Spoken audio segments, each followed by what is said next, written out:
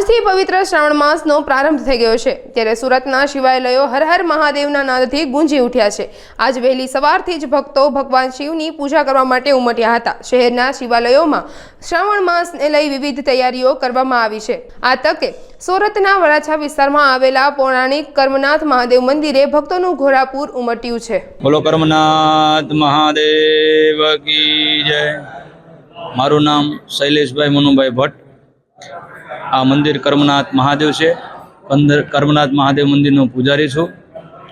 કર્મનાથ મહાદેવ માદાદાના મંદિરના સાનિધ્યમાં પ્રાતઃ સમયે સવારમાં વહેલા પહેલી પૂજા પ્રારંભ 3:30 વાગે થાય છે અને 4 વાગે 4:30 વાગે મંદિરની પહેલી આરતી થશે અને સાંજ સુધીમાં 10 થી 11 પાળીની પૂજા ક્રમવાઇઝ છે।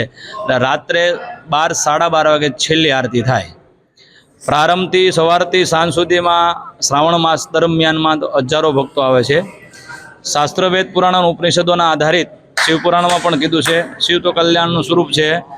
આ જે કર્મનાથ સાનિધ્ય છે, જેવા કર્મ લઈને અહીંયા આવે છે એવું ઈશ્વર એને ફળ આપે છે। ભગવાન કર્મનાથના સાનિધ્યમાં ભગવાન ભોળાનાથ એક જ પ્રાર્થના, જે ભક્તો કર્મનાથના સાનિધ્યમાં આવે એને દરેકને ભગવાન કર્મનાથ દાદા મનોકામના પૂરી કરે।